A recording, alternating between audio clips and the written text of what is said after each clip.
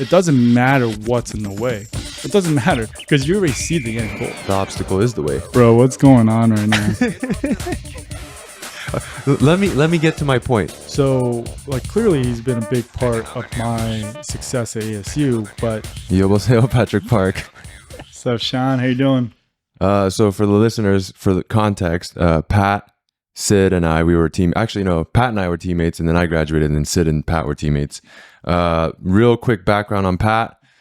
Pat is a 19.7 50 freestyler, 142 200 butterflyer, and NC2A All-American. Swam with both Dorsey, Tierney Walker, and Bob Bowman.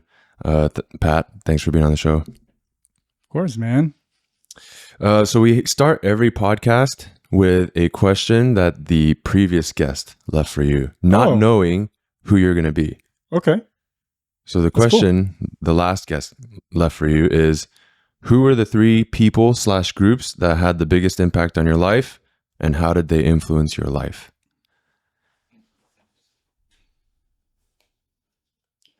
3 people or groups?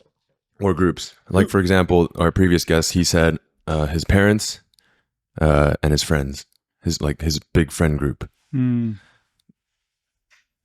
Yeah, I think I'm gonna go with select people. And who was the last guest? Santiago Grassi. Well, Santi, really, really good question. I think the first one I gotta go with my older brother Peter. 6 years apart. This is the guy that every summer we would go to the local YMCA and we'll test out new technique, a certain flip turn, like the submerge turn, right? He's the one that taught me that. This YMCA didn't have a starting block. And so we would just learn how to go off the blocks off the little, side there. Yeah.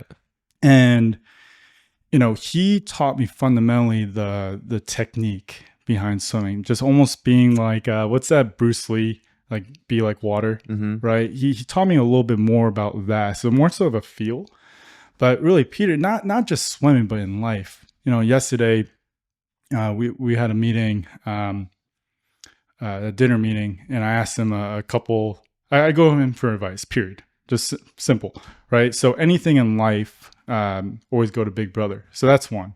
Number 2, I would say Dan Kessler. Shout out Dan. Yeah, Dan Kessler. I tell this to the ASU team, I swear, maybe every single year. They're probably sick of me now saying the... Can we give context to who Dan is real quick? Yeah, of course. Dan Kessler, for me, was the assistant coach at ASU. This is dating back to now 2012, 2013, when I was getting recruited. So back then, he called it the Shark Tank at Junior Nationals. This is in Irvine. And as soon as you walk out the double doors, these college coaches are just standing right there. That's why they called it the Shark Tank. They were just waiting for all these swimmers, the guppies, right? And so Dan was like, why don't we get out of the Shark Tank? Let's go for a walk, right? We go for a walk, and he basically said, hey, this is where ASU's at. We got cut as a program back in 2008. Within 1 to 2 years, we raised X amount of dollars and we came back, right? When that happens, you got to start all over. We're looking for foundation guys. I can't promise you Pac-12 titles. I can't promise you NCAA championships. But in your 4 years, I promise you, you will make a difference. That's a life motto, right? Hands down, is what can I do, whether in business or in life, coaching? Can I make a difference in your life, right? It's going to be positive. It's going to be a negative impact. I'm always going to lean towards positive, right? So Dan Kessler, number 2. What's really tough with number 3... You can group people too. Yeah, I might use that card. Because I was trying to go for 3 people, but once you kind of selectively go 3, it's really tough, right? So I would say teammates. Teammates as a whole, right? if anything, I'll go even broad. I'll cheat. Really just swimming, teammates, coaches. I was very fortunate to have really, really good coaches. My age group coach, Lucy, who was a 6-time national champion in China, she said, "Hey, listen, you're not going to be a breaststroker." I was a breaststroker. I thought I was a breaststroker Back in the day. She said, "You're going to be a flyer." She never told me "I told you so" until I broke the ASU school record in the 200 fly. She's like, "Yeah, so you're not a 200 flyer, right?" So she waited like 10 years to tell you this. Exactly. So Lucy, Greg at Petty, that was the high school that I went to. He is, at this point, he's family, right? And so even if to this day, if I have any questions, business, life, I go to Greg. And then is he still at the Petty school?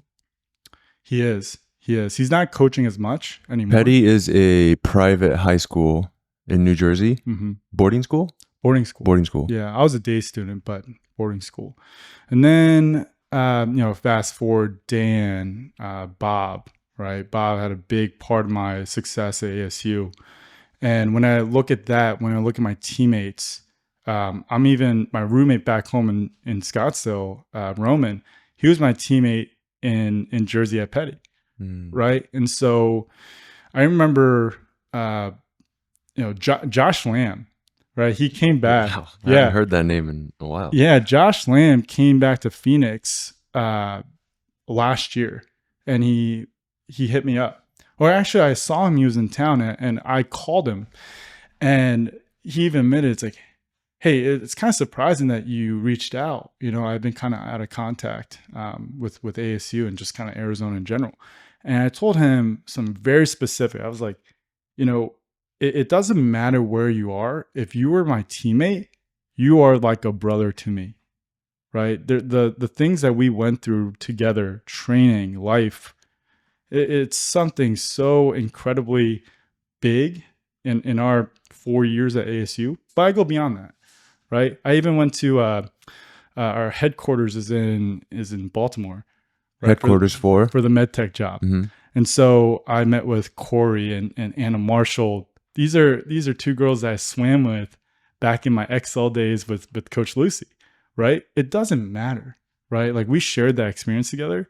And that's why I do this massive umbrella of coaches, teammates. They shape me, man. Yeah. So like teammates, basically, once you've swim with them, when you do something hard with a group of people, there's an undeniable bond that you create with teammates once you've, went through the mud together, Yeah, like 100%. we went through some hard times in college together. We just talked about that the other day during dinner. What did we talk about? We talked about going to the 30-cent Wednesday wings. The wings. Yeah. Yeah.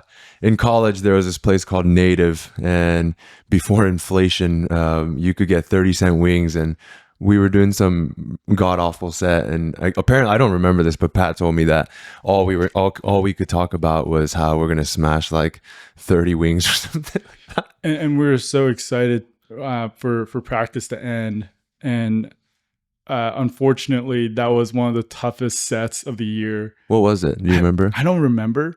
I just remember the hurt. Yeah, I was in, but I just remember, hey, Sean, it's all good. We're going to get through this. We got the reward. 30-cent wings. Yeah, we got 30-cent wings waiting for us. So it's all good. Just push through. But yeah, man, I know that was a long one, but to recap, that's, Peter, teammates. My brother, Dan Kessler. And it's funny, Dan Kessler was also my coach, right? But I still wrote that into number 3 with coaches, teammates. Yeah. One of the reasons I wanted to get you on, Pat, was the other day I called you. I was studying attachment theory in the context of sports psychology. So attachment theory is kind of like how you interacted with your parents and how that shaped your upbringing, and you can have secure attachment, avoidant attachment, whatever. There's basically 4 types. And I was thinking, like, in the secure attachment, basically secure attachment people, like when the pressure is on, like they're able to perform. They like step up they step up when the lights shine brightest. They can step up and get it done. And I was like, okay, who do I know that's like that? And you're the first person that I thought of that was like, oh, whenever we needed a relay win, whenever we needed a dual meet win, it didn't matter if you were sick, it didn't matter if you were injured. You, for some reason, understood how to. I'm gonna say this kindly, but you were definitely a meet swimmer. You weren't a practice swimmer. And when right? Am I right? Facts. Facts. Am I wrong? But basically, when we needed it to count, you always knew how to step up, right? And so I wanted to know. Basically, we had like a 45-minute phone conversation about this. So I kind of want, and it was very interesting. So I kind of want to recreate that phone conversation that we had. But like, can you tell me what your relationship with your parents was like and how that affected your psychology as an athlete? Yeah. I feel like you're going to have to cut me off on this one because there's so many different routes that I can go with. My relationship with my parents, good. First of all, good. Love them. They would do anything and everything for me. I'll do anything and everything for them. Now, again, I'm trying to think through how to best organize this. So I swear this is where Sid's going to come in and he might have to cut up the pieces. Basically, like, did your parents give you a lot of pressure? Were they very loving to you? Were they very supportive of you?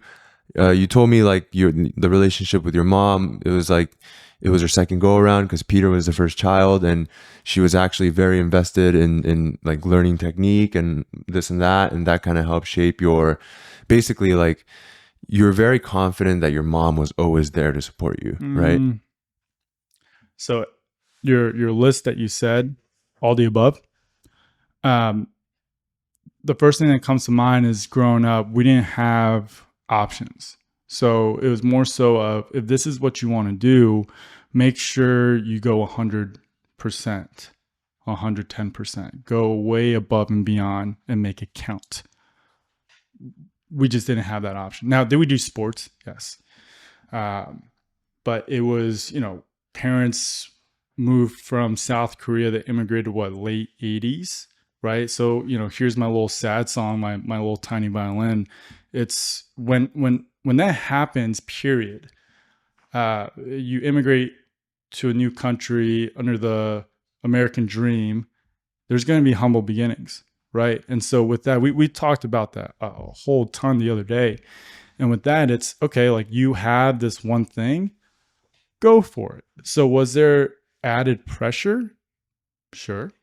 Was there understanding at 8, 9 years old that a college athletic scholarship was needed to get out of Jersey? Absolutely. Did I have to grow up a little bit faster than others? Yeah, 100%. But will I go back and change that because I had a little bit more pressure? Absolutely not. So let's go towards the loving, the support route. My mom, she did not miss a swim meet from, they actually had to lie about my age. Summer league, I think you have to be at least 6 years old. I was 4. So on that little piece of paper, like, mom have to look at my big chubby kid. He's 6 years old. Sorry. Well, I was tiny too, right? Yeah. And so they had to just lie and sit. 4, cross that out, 6. Yeah. Right. And so, that's where it all began. And from, 4 to, 18, by the time I graduated, she did not miss a meet. Now, was Dad always working? Yeah. But he always tried to make it work and try to come over. So, if anything, it got to a point where, Mom, in Jersey, there's a Korean population in North New Jersey. And when all the Korean old ladies, in Korean it's called ajimas. When all the Korean ajimas kind of merge together, they socialize, they gossip, right, and whatnot. And so I was it was at Rutgers. I still remember this.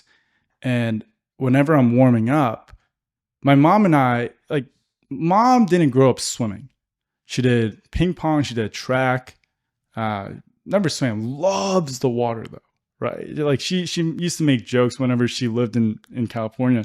It's like, oh my God, I love Santa Monica because, once you catch the waves, sometimes the waves are so big that my bikini falls off. I'm like, Mom, like, Oh I my. said, oh my, I don't want to hear that shit. So, That's how I met your appa. right. And so that's Alma's sort of feel for the water. She just Yeah. loved kind of playing in the water on the beach. So that's kind of her background. For swim technique streamline, that was all taught through Peter. So that was the second round of it. So I had the luxury where if I looked at Alma in the stands during warm-up, it's like, I am looking for your feedback because there's that respect. I think certain times in this day and age, the parents should be a little bit removed from the athlete. I think I was the one-time exception. I'm very curious to that because we work with a lot of kids, right? Mm-hmm. And not all, a majority of the kids don't respect their parents' opinion about anything. I'm wondering why you respected your mom so much. Well, one, there was a direct success from Peter. Track record. Yeah. Yeah. Right. So there's one I could actively see as a kid, but two, like that's how we were raised. If mom, Peter, dad says something, it's because they truly care about you. Like listen, right? Just effing listen. That was kind of the family I grew up in. So think about it this way: mom is in the stands and she's up there and she has a vantage point of looking at your stroke in a completely different point of view. Of course I'm going to listen to her. She's seeing things that I physically can't see.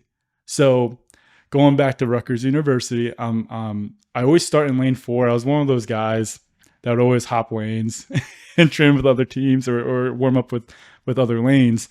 And I'll look up and she's gossiping and just talking to the Korean ajumas. I'm like, and I do one of these.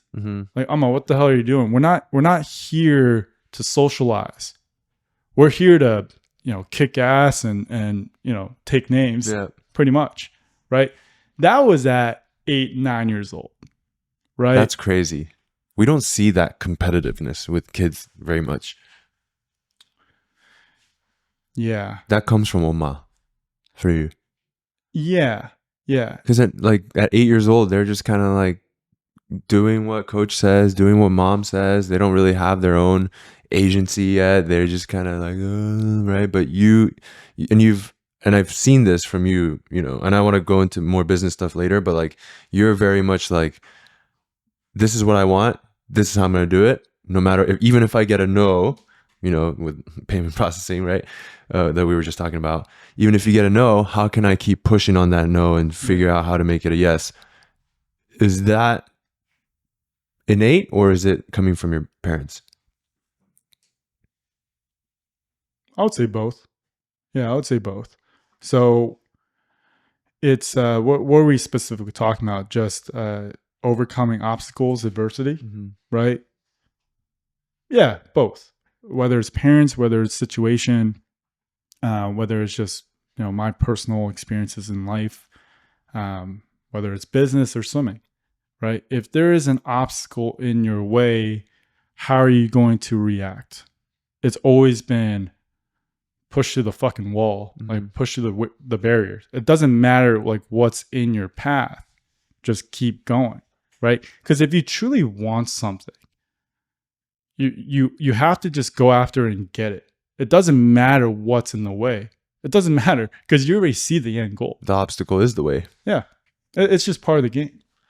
I think about your parents a lot. I don't know why, because you're such a unique individual, Pat. I don't think like Pat, Sid and I talk about this. Like, Pat is a unique individual, and I think, not to diss you, but like physically speaking, I'm massive. You're a pretty normal dude, right? Like even when you're like elite shape, when you look at Patrick Park, it's just like this guy with like no tone, like no like muscles not that big, like normal height. just like a normal dude, but you swam outrageously fast. Bro, what's going on right now? Let me get to my point. My point is, I think that for people who are not like, obviously there are people who are physically extremely gifted, and that's what helps take them to an elite level of swimming. In your case, I don't think it was physical. I think it was all this. Oh, yeah. I think your brain is what got you a Division I swimming scholarship. I don't think it's maybe there's you had more fast twitch fibers or whatever, right? But everyone has that. My point is, like, I think your mind is what got you to a Division I swimming level. Your mind is what got you to become an NCAA All-American. I don't think it's your physicality. And so I'm trying to think, okay, how do I recreate what Patrick's parents did, what his Appa and Oma did, and then apply it to my kids or apply it to the kids that we coach here, So if you were to say you have kids and you want to kind of recreate this, what kind of parenting style would you do? Oh my God. Well, I'll give you a real life example with my nephews. 2 awesome nephews, Grayson and Jace. Grayson's the older brother, big bro. And I told this to Peter maybe a couple years back. I said, Peter, it's not like I want Grayson to break his arm and take his entire season out and go through physical therapy. And the very first at plate, he scores a home run. But I don't want him to break his arm. But maybe that's part of the story. So going back with my kids, future kids, I'm never going to wish them harm, but it's almost like I'm praying for their adversity. Yeah. Right? You don't want an adversity-less kid. No. That's going to be the softest kid ever. That's going to be the softest kid ever. Sometimes you got to get punched in the teeth, right? It's like, well, how are you going to react to it, right? Sometimes you got to scrape your knee a couple times. So would you say that your parents, when you did face adversity, they didn't solve it for you? They just let you figure it out? If anything, my mom would let me hear it, right? Alma would be like, "You're being soft." Kind of, right? Oh my God, I thought of a couple stories, Sean, and there's one in particular where I remember Peter was my coach that one year. It was 200 butterfly long course, and there was a guy that specifically Peter just did not vibe with, did not like. And Peter's the biggest teddy bear in the world. You've met him. He's right? Awesome. He's a nice but guy. Something about this athlete, he was just like, man, it's just not a good guy, right? And to be honest, I gave up. It was a 200 fly long course. I was over it. I don't know why 200 butterflies, always the last day. I was, maybe 13 years old. And this kid was 14, and we did 100. I completely gave up the third 50. Now, there was some strategy to it because I thought, I'm going to run him down at the end. And that's eventually what happened. That's not your style. My style is fly and die. Yeah. Bob would always say, hey, Patrick was not a 200 flyer. He was a fake flyer where he could swim about a 150. Yeah. And then just survived the last 50. You had a really good 150 butterfly. Oh, yeah. And then it was vertical from there. I remember watching you. I think it was an 800 free relay, and we were behind or something. Maybe it was Pac-12s. Maybe it was Pac-12s. It was Pac-12s. Yeah. And you were so excited to race. You didn't breathe the first 25. You went like 50 freestyle stroke, no breath, the first 25 of a 200 free. I was like, Pat, what's he doing? You have to understand, I'll go back to that story in a second. You have to understand my career at ASU has been, hey, we're going to have to train you for the 200 butterfly because we just graduated our Pac-12 champion, Alex Kochi, the year before.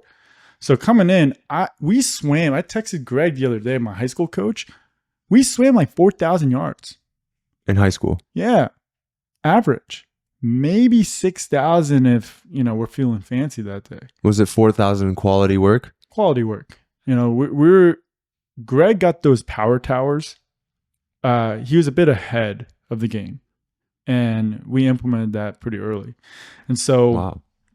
that's what I mean. I was very lucky to have Lucy, to have Greg, Bob, Dan, right? And so my first year, my freshman year in college, it was, hey, we understand we recruit you for the 50 free and the 100 fly, but we need you for a 200 fly. Mm-hmm. So I do this because I was on that side of the pool. I was on lane number 1, where you shouldn't even swim there because whenever you do flip turns, your foot gets caught in the stairs. Mm-hmm. You know what I'm talking about? Mm-hmm. Mm-hmm. And so I got banished to the left side of the pool to work with Dan Kessler. We're averaging 7,000-8,000 yards a day. Man, that shit broke me. Literally, Anna Olas, right? Who's the Hungarian Olympian. She's World won silver. several medals with open water swim. Super, super talented swimmer. She has lapped me multiple times in a long course pool, not even short course. By the way, Anna is like 5 feet tall and she can just churn, has windmill for days, right? And do you know, like, whenever you swim and you are absolutely at your breaking point, where when you're pulling the water, it's just you can't even pull. You can't anymore. feel your arm anymore. Yeah. Yeah. Yeah. That was me a daily basis. Yeah. And there was a come to Jesus moment with Dan. He brought me into the double room and he's just like, "How you doing, my man?" Right? I was like, "Dan, I can't move. Like, I want this. I want this for the team, but I just can't move." And I remember there was a adversity, right? Here we go. Adversity. So I had to train with that group for about a few months, and then they switched me over to Shane at times, but we kind of did this back and forth thing. That needed to happen. Shane was the sprint coach. Yeah, that needed to happen for my overall success. Because guess what happened 365 days later, right? Bob comes in, right? I'm in a more mid-distance, right? Now, if I went to Bob right away from high school, I still would have died. But I had that year's worth of Dan Kessler training. Now I was able to perform. I was prepped up for Bob's training. You built your capacity. That's what I mean. Yeah. Now, what happened that year? Ended up breaking our Pac-12 champions record, Mm-hmm. right? At the time, it didn't make sense. You were the school record holder, right? Yeah. In the Yeah. 200 fly. Mm-hmm. Yeah. It didn't make sense, right? Or I in my head, it doesn't make sense. Why am I doing this? I can't feel my shoulders. This doesn't make sense for the 50, 300 fly. I was saying all these things, but I didn't really say it out loud because I knew if I said that out loud in front of my teammates, because what I felt, and maybe you can confirm this for me, when Christian and I and that senior class came in, it was kind of like, hey, these are the guys that are going to push things along, right? Along with Richie and Tomas and right, like that sort of crew. Mm-hmm. It's like, this is going to be the crew that kind of takes us to the next step. So we're kind of looked at, even as freshmen, we had to sort of be the starters. Like, we had to step up right away. We had to compete at a high level right away. That's pressure, right? So with that expectation, I already knew from my experience in high school, you got to watch what you say. So I wasn't the first guy to be like, "Oh my God, this sucks. Mm-hmm. Why is Dan Kessler making me do this?" No, I couldn't, right? Because overall, that's going to trickle down to the other guys. Yeah. Right? I noticed I noticed this the first 3 years of my career at ASU, but like everybody was always complaining. Like we would be at weights, warming up, and then someone found out what the main set is for the day. And then I noticed one person is like, "Oh, we have to do 3 800s today." And then the whole time during weights, it's like dreading 3 800s. I don't know if that was a set, but I'm just using it as an example. And the whole vibe of the whole weights was like, "Oh, 3 800s, 3 800s." And I noticed that as a trend my first 3 years being at ASU. And then my senior year when Bob came in and I was the captain, I was like, I'm going to change this because this is very toxic to just like constantly be complaining all the time. And so I still remember this. I was in the locker room and I made a decision. I was like, I'm never going to complain publicly ever to anyone. Because as soon as I do that as the team captain, you're going to set the tone for what the team culture and vibe is going to be like. Do I want it to be a team that is willing to work and, you know, grind and do all that? Or am I going to set the tone and like, oh, we have to do 3250s today? Yeah. And it's not like, I don't ever want you to feel like you can't complain ever. I don't think that's what we're trying to say. It's more so like complain to your inner circle, right? Yeah. Like, I'm sure the amount of times you talk to Sid, you talk to family, you talk to Katie, right? And that's your inner circle. Yeah. But when you're part of a team, there's sort of a game at play, right? It's just kind of how it is. What you say matter. As a CEO, what you do, what you say, your day-to-day, your actions. People mimic your behavior. Yeah. You set the tone for the company. Fortunately, unfortunately, it starts at the top. Yeah. It starts with you. Yeah. Right. And so, but imagine that going back to freshman, apparently skinny boy Pat, right? You finished skinny boy Pat too. With a little muffin top. You know what's crazy is I got in at 160, 165. My fastest sprint season was 182. That was your senior year? My senior year. When you went 19.7. Yeah, I think junior or senior year, I was 182. Yeah. So you put 20 pounds of size on. Yeah. And then the year that I was training with you, right? In 2019, I got my trials cut. By the way, right? Like we barely trained, right? Like, and we'll talk about that, like how we got there. But within that year, I went best times. This is close to 2 years out of college. And that was when I was a $190, right? So, you know, I was a skinny in the 50 boy. free, your hunter fly was it, did you go best time in the hunter fly? 100 fly, 100 free. Did you go best times in those two? Yeah. Oh. The 100 free was 50 point. I've never been 50 point. Yeah, you did go 50 point. I remember that. Yeah, that was like, where did that? Yeah. Like, where did that come from? In the B. I swam with best time in the B final at Futures in Mount Hood in 2019. Yeah. And then you were in the A final and you won it in a 50.5 or something like that. I remember this. Yeah, something like that. Mount Hood. Mount Hood. There's a picture of us hugging after you did the trials cut. Do you remember that? Yeah, I do remember that. Shout out to Juhan. Juhan was my Juhan Hong, man. That guy to this day is still a brother. It's one of those like I can call him and be like, hey, I have to go bury this body. He says where? Yeah, he's just like, where? Yeah. He's like, whose car are we taking? Yeah. You know? I wanna talk about your tuner fly.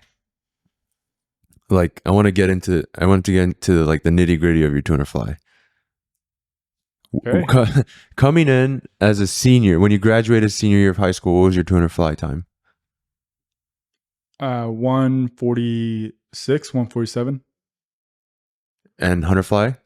It was 47.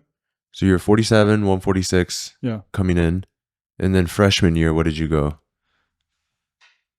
At ASU. Freshman year, I went 144. 144 and 46? Mm-hmm. And then sophomore year? And then sophomore year, I went 142. Oh, that was your best time, sophomore year. Sophomore year was my best 200 fly. That was Bob's first year. First year. Yeah. What do you think was the big contributor to going from 144 to 142? Like what kind of training? What were you doing? Was it a technical thing, mindset thing? I feel like it's been a cop-out at this point, but all the above. So I remember being in the back pool at ASU and Misty Hyman and I were working on fly. Now, will I ever have the same flexibility that she's had, right? Because Misty was able to like flex her back and her spine. I can never do that. But she did teach me how to catch that specific year, the water out in front and just being able to use that propulsion going forward.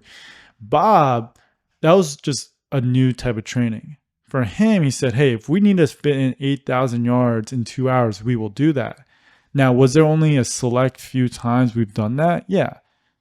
His sets are hard, yes, but it's high quality. The amount of times that I've had garbage yards where, hey, we've got 15 minutes on the clock, let's do 15 100s.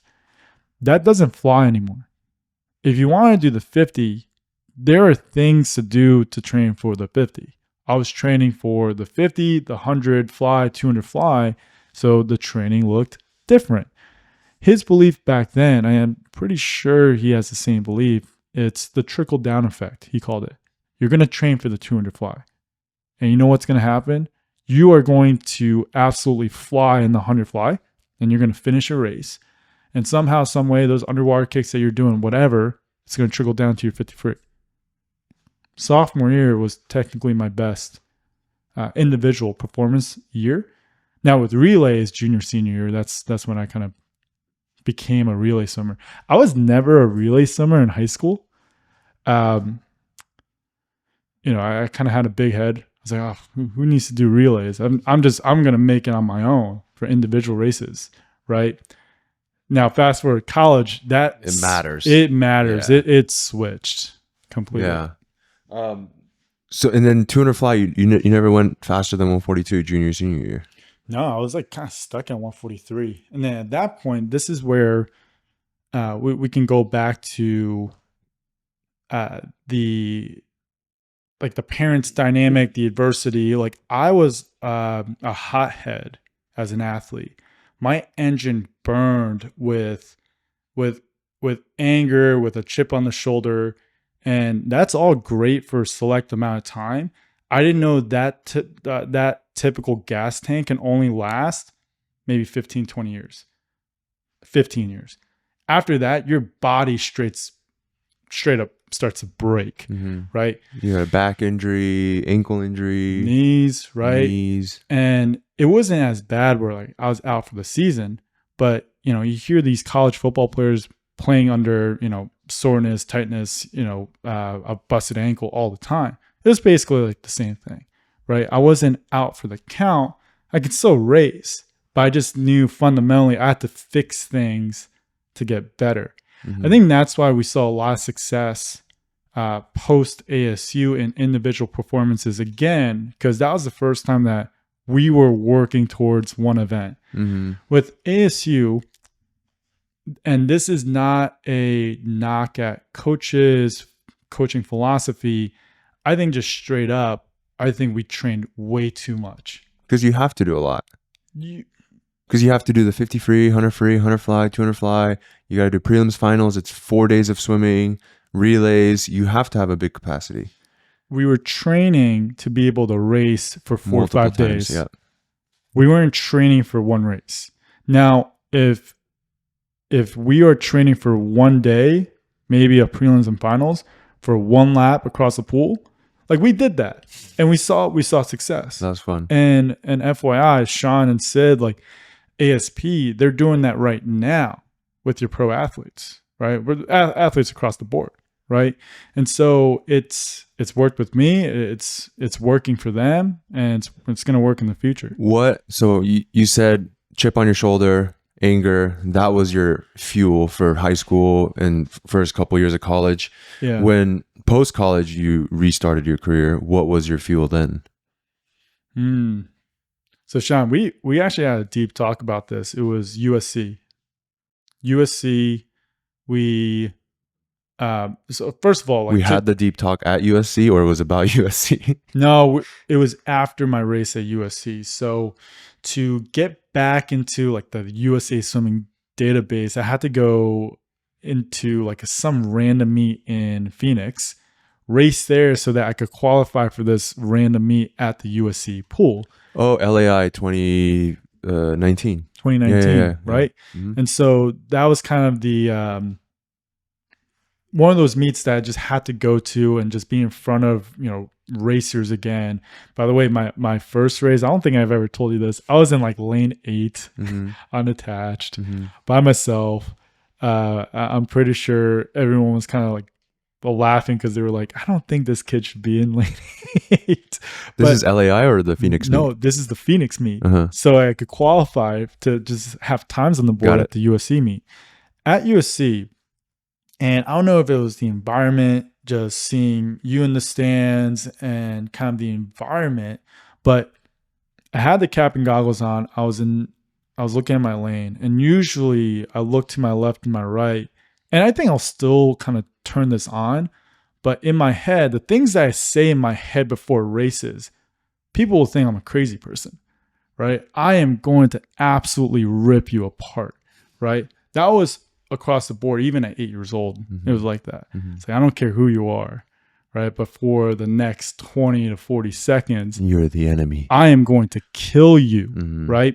And so that was the mentality. But at USC and meets that year, it was kind of like, man, I get to step up on the block. I get to race. I wasn't racing to break records anymore. I wasn't racing to get a best time even. I wasn't racing to become an All-American. Those were the ASU standards, right, back then. You had to do it. I had to do it. Nothing against ASU. That's what I wanted to do at the time.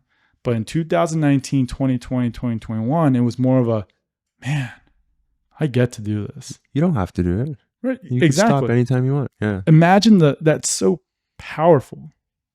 Man, I get to race. Yeah. Think about those people, Sean, where they step up on the block or think about the people that can't even step up onto a block. Paralympics. Right? Like just like, not being able. Gratitude. Yeah. Gratitude is so powerful. 100%. You're our last guest, Santi, actually mentioned the same exact thing, right? He said his mindset switch now, because he just restarted his career too, was I get to do this. I don't have to do this. If I don't want to go to practice, I don't have to. I'm not calling Santi, hey, where are you at? It's I get to do this. And I think there's so much value in if you can get to that place, I get to do this. And there's no expectations, no pressure. I think you can create magical swims, which you did in 2019. You went best times and everything. Yeah, everything. I don't think I know a few of the ASP roster. I don't know Santi personally, but a quick message for him is, stay on that energy, right? Yeah. Because if you have that mindset of, wow, I get to do this, and you're grateful and you're appreciative of just the game, the sport of it all, man, I get to race. It's so beautiful, man. I wonder how we can transfer some of that mindset into the high school athletes nowadays, because for them it's very hard to get to that space, because there's parental pressure, 2, there's pressure from coaches, 3, there's pressure to achieve college scholar. Like I think the high school swimmers nowadays have the most pressure out of any other swimming generation that we've ever had. So I'm wondering, one, is it possible to instill and inject some of that mindset into the high school swimmers now? Or is it a lost cause? Or we just need to do more education for these people? Because, like youth, mental health, all that stuff is going downhill right now. I wonder, how can we, if you were a coach, you're a great coach, by the way. If you're in the Phoenix area, hit up Pat for private lessons. Great coach. If you're a coach and you're coaching, actually you do coach high school kids. You coach kids at your high school team. Yeah, so Chaparral High School. Yeah, Russ and I, we used to coach high school. This is the first season we stepped away. How can you teach your high school kids to be grateful for the opportunity to race when they have all this pressure behind them? Man, I'm gonna pull a conversation from like 3 years ago. It's a former ASU swimmer, and he's done it all, right? U.S. national team, he All-American record holder, everything. Who is this? This is Grant House. Oh, okay. Right. And so there was a point, and he's probably still going through it. Like every professional athlete is going through this right now. you know exactly what the pain feels to swim 100 freestyle. Mm-hmm.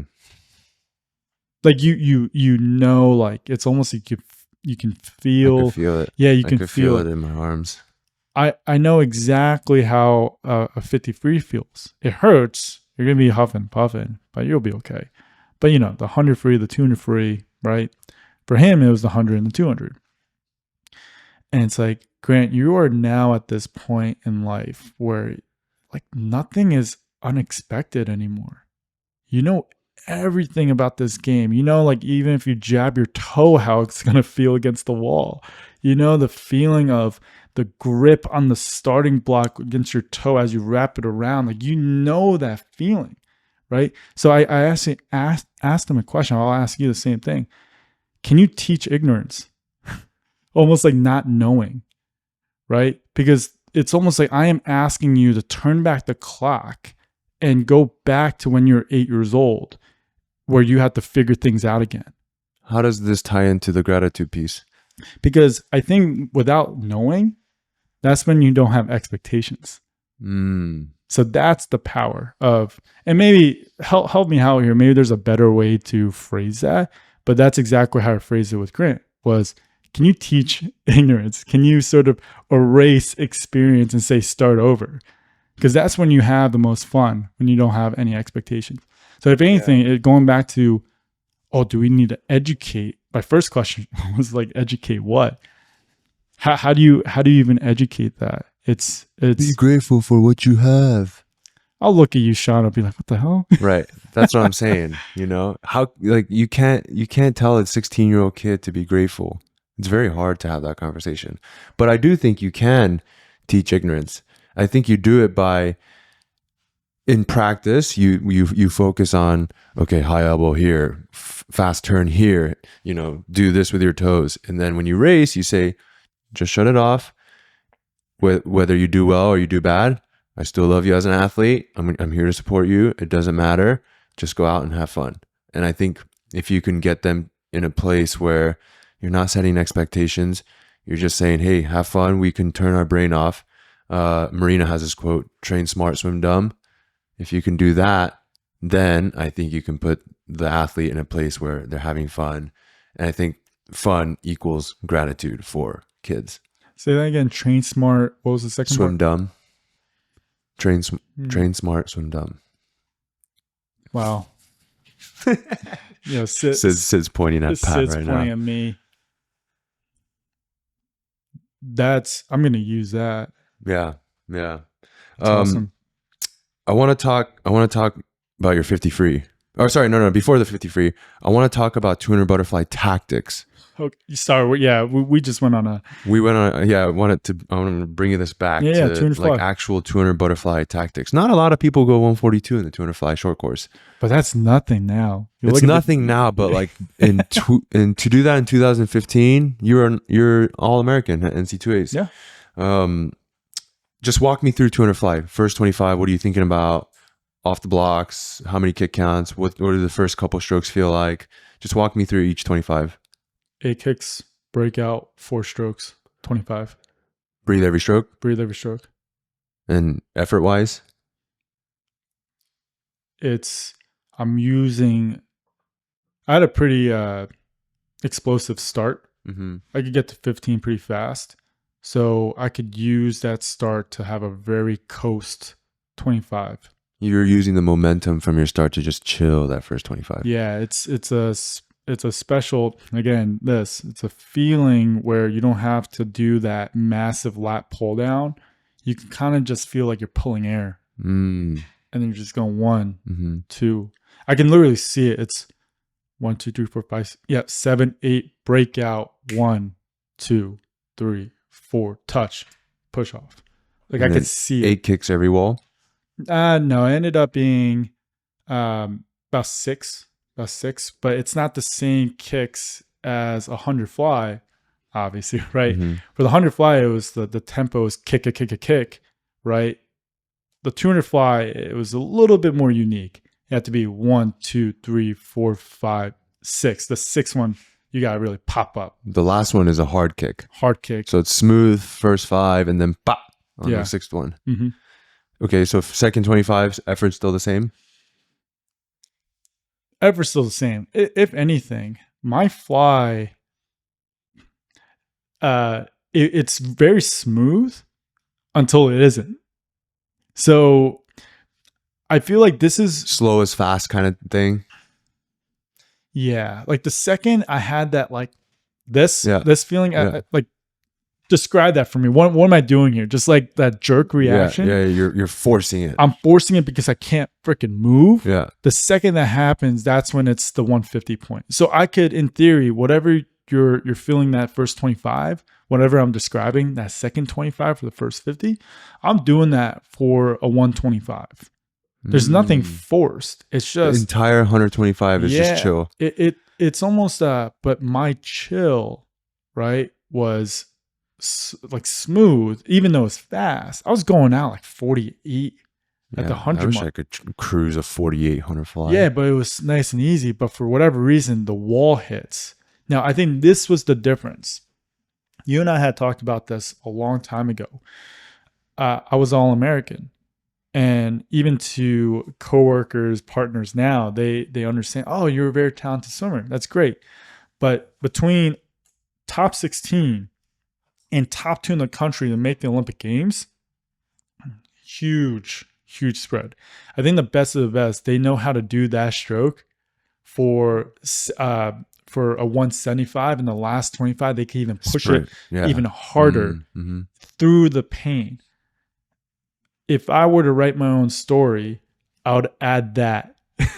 Add what? Add that, like that gene where you can withstand pain but still have. So my reaction was, the second I felt pain, I forced it. You're like, push into the pain. Lean into it. Right? That's not how you're supposed to do it. The second you feel the pain, you still got to flow through. Keep the flow going. Right? And so I tell swimmers all the time, like, I am sticking my hand out right now. This is relaxed, right? Right now, like a lot of swimmers, when they swim, it's like this. And I don't know if you could tell, like I just flexed my forearm. Shout out Nico. Right? He's our breaststroker that we have. And so, like, look at how, like, I'm like flexing my fingers, right? He swims like that. You don't need to swim like this. Tense. Yeah. Right? Just, my arm is still straight. Just keep it like that. Because all butterfly is asking for is keeping your arm straight at a certain point, slightly bending your elbow, and doing the full pull follow through. That's it. It's use the minimum effort necessary to get the job done. Yeah. But then my mistake looking back has been forcing the effort. And then that's when the vertical happened. So if you could go back into your college career and coach your own 200 fly, how would you coach yourself in the 200 fly? See, the 200 fly is such a unique one, because I still need the endurance capacity to finish the race. I wish Bob was in the room, because, I would ask him, can you just get me tired enough? Maybe it's a series of, now I'm getting into nitty gritty. Maybe it's just a series of like freestyle set, right? And it's like an endurance set. And then all of a sudden, while I'm hurting, put me into the butterfly and just like have me do a 50 butterfly and like try to hit a pace under pain, right? I remember meet warm up, Bob would have us do like hundreds, and it was a 75 free, 25 fly. Do you remember this?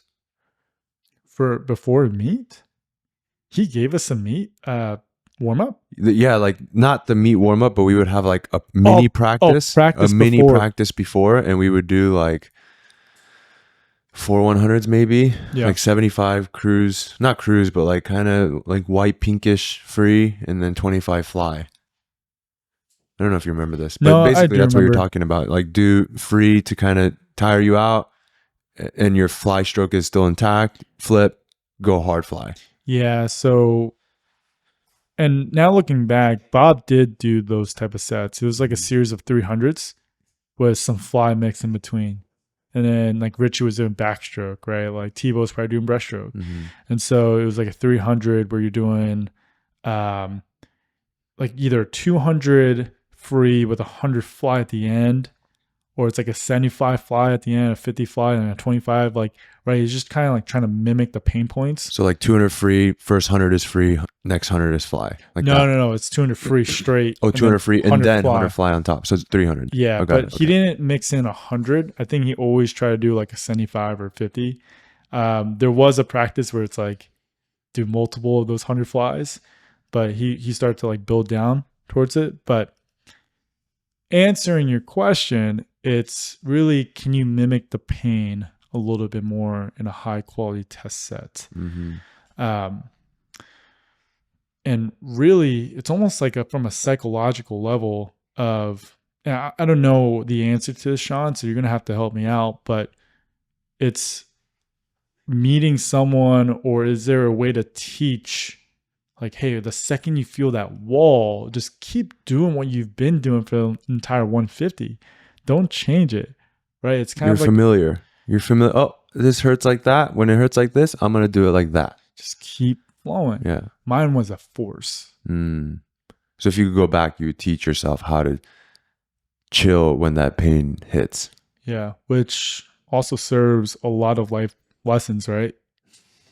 Right? Whenever great life parallels. Right? Like whenever you go through an obstacle or whenever things hurt, are you going to force and punch through the wall, which has been my majority of my life, which is I see a obstacle, just run through it. Yeah, just run through it.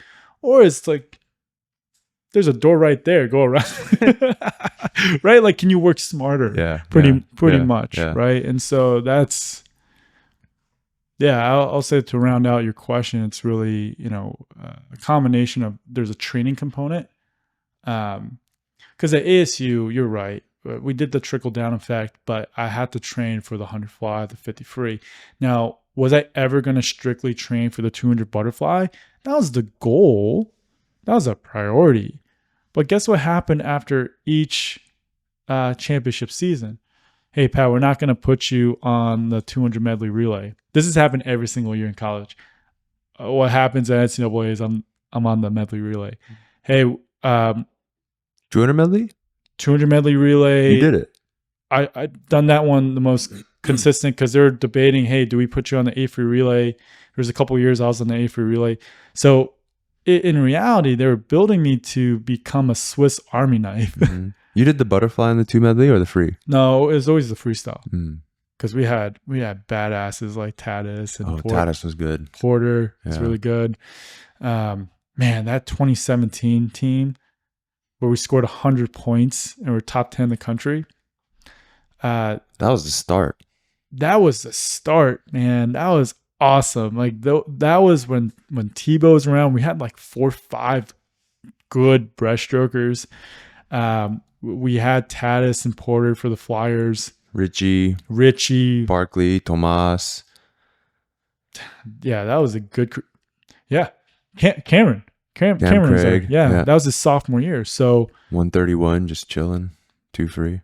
131. I remember I actually brought his name up during one of my private lessons the other day. He had this amazing ability. So his elbow position, his flexibility.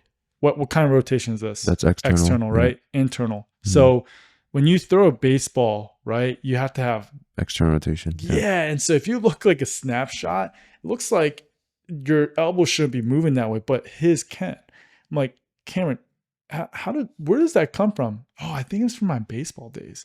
So whatever he could do this way, the unique ability was he could do it the other way, right? And so he was able to almost like lift himself above the water. A crazy high elbow catch is what you're saying. Yeah. And so whenever he would pull, his face would physically be out of the water every single stroke. Which when you coach, you don't teach that. Face out of the water. And that's another thing I wanted to, I know you have questions for me, but it's like selfishly, I want to learn too.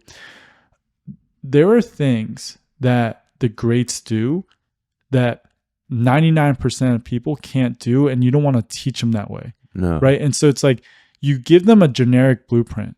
Do a start this way. Do the freestyle this way. I would never teach a swimmer to get your effing face out of the water because you have this high external rotation that turns into internal high elbow catch to get your face out of the water. No coach is going to teach like that, right? One of these days, you're going to have Jack Little on this podcast because he taught me something the other day. I don't know if this is X-Files, but apparently Jordan Crooks, whenever he does his start, and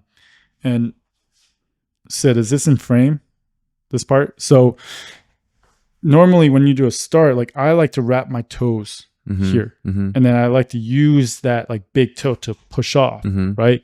Apparently Jordan, what he does, it's take your mark, go. He lifts.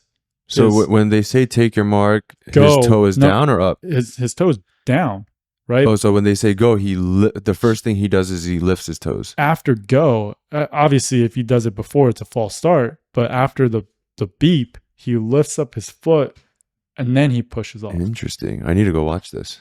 I never knew that.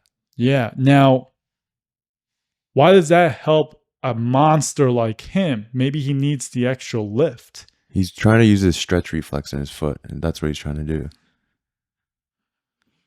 You see, this is the language that I don't speak, but yeah. But yeah, like when you're going to dunk a basketball, right? You have to go down quick and then up, opposed to like, imagine you're sitting on a bench and then you try to jump. Correct. You're going to jump higher if you go down and up quick.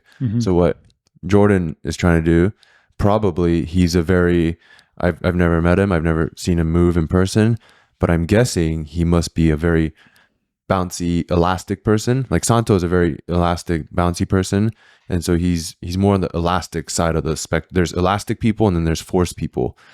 Santo and Jordan, Santo is on the elastic side. I'm guessing Jordan is also on the elastic side.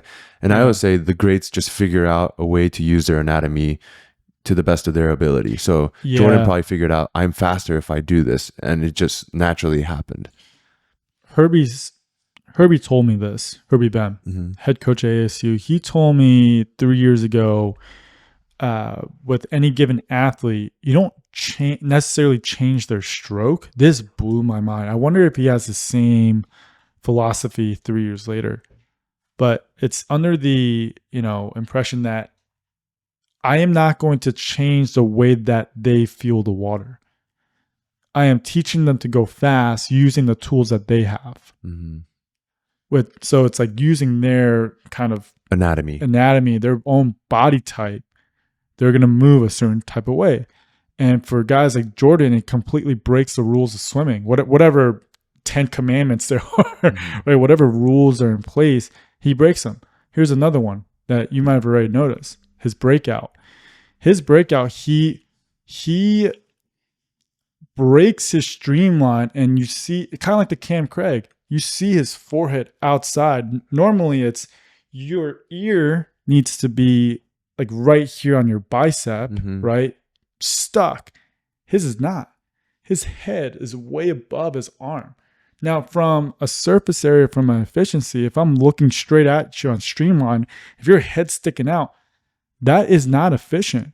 But for him, it makes sense. Why? Because he has so much power. It actually makes sense for leverage purposes. It must be like he can create more leverage if he's in that position, opposed to the trade-off for the less efficiency it's greater because he can hold more water. Therefore, he made that trade-off. The trade-off, probably what happened. That's perfect. This is why I kind of like look at you to translate for me at times, right? The trade-off is real. It just made sense for him to do this massive lat pull down to get him outside of the water to start his 17-something 50 freestyle. Right. But you know what? I always talk about the greats figure out how to use their body to figure out how to make themselves use their own anatomy in a efficient way for them. But behind all that, there has to be a motivating factor great enough that forces them to want to explore, to want to figure out different things. Basically what I'm trying to say is it takes a ton of spirit, for a lack of a better word. It takes a ton of spirit to to get someone to really maximize their anatomy. Do you know what I'm saying? This is what I was talking about earlier with you. Physically, you know, you're not the most gifted, but your mindset, you had this, again, for lack of a better word, spirit, this fighting spirit that forced you to become great. We had this inside joke, just quick sidebar. We had this inside joke, still runs to this day with our ASU teammates, where I just walk into the weight room. I'm like, boys, I'm so fucking massive. A skinny little Asian boy walks I would in. always like flex like this, and I'll just walk around like to this day. Like you already know, so I'm driving back to Phoenix right after this, and doing some birthday celebrations on Saturday. Birthday's on Monday, so Happy early October 20th, right?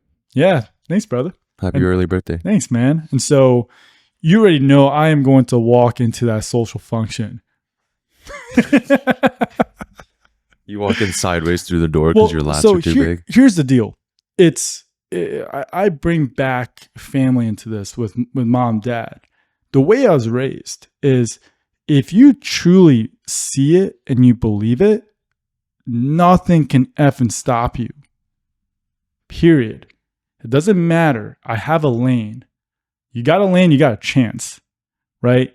So it doesn't matter how big you are, strong. It doesn't matter because inside, I am going to beat you. I'm going to find a way. I will give up an arm or a leg to beat you, right? And then we go back into the ASU days. That was back when we practically lost every single meet during the head-to-head, back-to-back Cal and Stanford.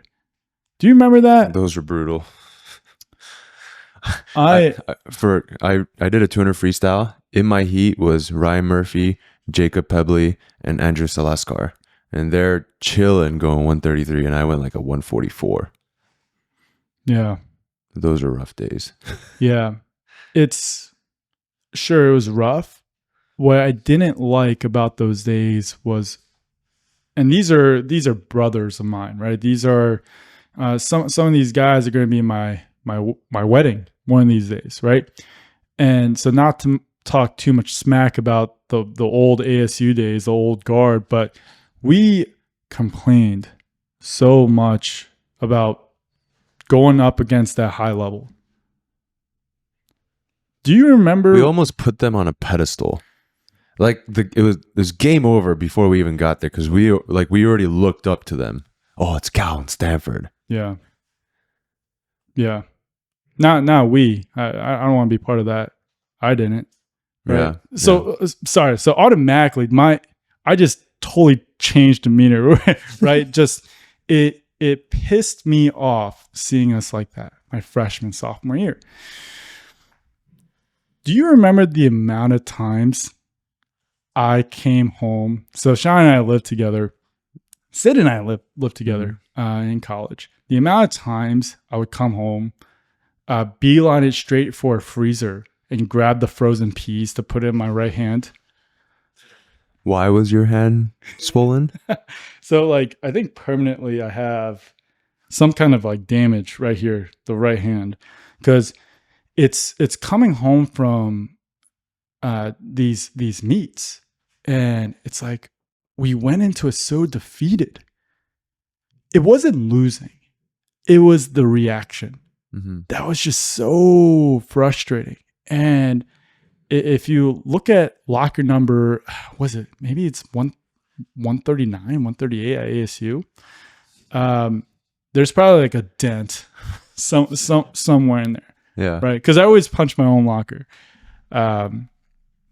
But again, for kids and young athletes that watch this and listen to this, don't be so reactionary. This is me 10 years away, removed from the sport, competing at a high level in college. It's never the answer. If anything, you are burning yourself out for the long term, right? And so if you are frustrated, right, there are different avenues to take. But at the time, it's like, come on, guys, like we gotta be better than this. We are better than this. But back then, I didn't know this, but we were just a stepping stone to keep progressing. That needed to happen. Now, maybe I was the jerk to be the spark. I don't think I was the spark. I think I just recognized the problem. And then what was the next recruiting class, right? They could actually solve the problem, right? And then there was another recruiting class. And then Leon came. Then you became... You were definitely one of the big sparks of that whole ASU, culture change. 100%. You helped set the tone for the next class, Yeah. I mean, then you got to add like Richie, Tommy in there. Those are guys... I'm still in a group chat with them to this day. And there's not a week that goes by that we don't miss a text. And I know if I text them today and saying, hey, I need something, you need to be here, be like, hey, I'm on the next flight out, right? Those are the relationships. So imagine back during the Cal and Stanford days, it's like, I need to be in a line with you guys and let's march. Give up an arm or a leg for this, right? And the second I saw like one of the guys took a step back because they want to put on a pedestal or whatever you said, that was so unbelievably frustrating to the point touching, punching lockers for no reason, right? Like you remember, I'm always on the couch. I'm like this watching TV. Yeah. And you're just like, man, you gotta stop doing this, man. Yeah. Yeah. What was your favorite Bob Bowman set? Or your least favorite? Actually, let's do that. Favorite and least favorite. Yeah. Love the Grant Hackett set with Bob. Can you explain that? Do you want me to explain it? I think it'll be better for you because it's been so long. Like 1650s. Yeah. It starts off 1650s on Sid can help me. Yeah, 1650s on 45, I believe. Every fourth one is fast. And then there's no breaks. It just goes right into 1250s. Every third one is fast on 50. And then 850s, every other fast on 55. And then 450s on a minute, I believe. And all of them are fast. So technically it's 5 fast because on the 8th one, when it's 850s, it's the second one is fast. And then you go into 450s fast. Right, so it's 550s fast at the end. I remember that was by far the most painful set I've ever done in my whole life, and I think I did it like 3 times when I was swimming with Bob. Yeah. So there's a freestyle version, and then there's a butterfly version. Did you do him fly? Yeah. Oh, yeah. So think about the 550s, right? I'm only good for about 2 to 3 of them. Yeah. And the last 2, I'm like vertical. So are you saying that was your least favorite or that was your favorite? That was actually my favorite. That was your favorite. So I must be a sicko or a psycho, but Sean, I miss it, man. I actually miss... You miss Bob. Bob, I miss you. I miss all my coaches. I miss the grind. I miss the pain, right? I miss... Because the pain is so rewarding when you see this actual success. Mm-hmm. And back then, the success was the records, the best times. Looking back, man, the success was the journey. And I know that's so cheesy and I know that's so corny. But Sean, I am involved with really 3 startups right now. And I go back to this now. The hardest part is now building these businesses. I'm going to look back one of these days and say, like, man, the journey has been so incredibly fun. It's not about the achievements. It's like what you go and learn along the way. Oh my God, that's a Hallmark postcard. I try to think about that too. It's so hard. For me personally, it's so hard. It's so hard. Because right now, like I feel like I'm in the suck in terms of entrepreneurship. Like every morning I wake up, how am I going to get punched in the face today? I just know like I'm going to get something that's going to punch me in the face today. And I talked to someone about this and I was like, they're like, what would you tell to yourself if you're like coaching yourself? Oh, practice gratitude, enjoy the journey. When you look back on this, you're going to be grateful, blah, blah, blah. And I try to do it, but I don't know if, for whatever reason for me, and maybe you can give me advice on this. It's so hard to like remind myself, this is what you wanted. You know, Sean 4 years ago, if I told myself now, this is what we would have, this is what we would have built, I don't think I would have believed him. And this is everything I wanted, and yet I'm still struggling to like be happy, to be satisfied with what we have. I want more, you know? And every day is just getting punched in the face every single day. Well, listen, brother, we get to do this, man. Right. We get, and like, okay, so how would I coach myself to get over this? You get to do this. Be grateful for what you have. You have a roof over your head. Your family is healthy. Say all these things. Do it. But then you do it, and then you go back to normal, and it's like just getting punched in the face every day. You know? Yeah. That part, I'm trying to work on it, is something I'm really struggling with lately. I don't know why you're looking this way for advice, my man. You're in the same. No, I think I'm saying it because I see you. You know, I don't know how you deal with 3 startups. I can barely do 1 startup.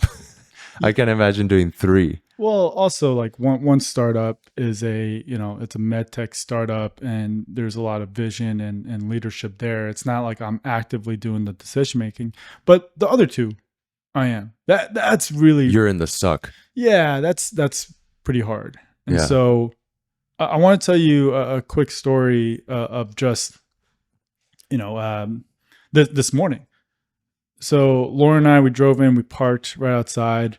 We had to go grab something from the trunk of the car to bring inside. And I'm looking at this gym, and I texted you guys about this in a group chat the other day with your first podcast. And I could feel like the vibration in my head. Sid, if you don't mind pulling that up for me, because I do want to read it. And I felt that walking into this gym. So I have the perfect angle right now. There's a window right here. I could see the ASP, the Quad Sports Performance Gym here, and seeing the logo on the floor, right? And thank you. It's been so incredible seeing. I told Lauren, I was like, the next time we're back here, they're going to be fully set up. God, I hope so.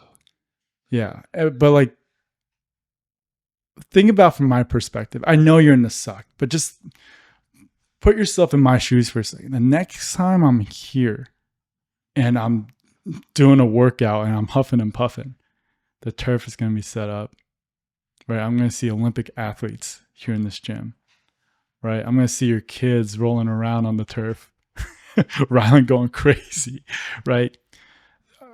I felt the same thing, man. And so, oh shit, sorry, Sid, you're going to have to unlock.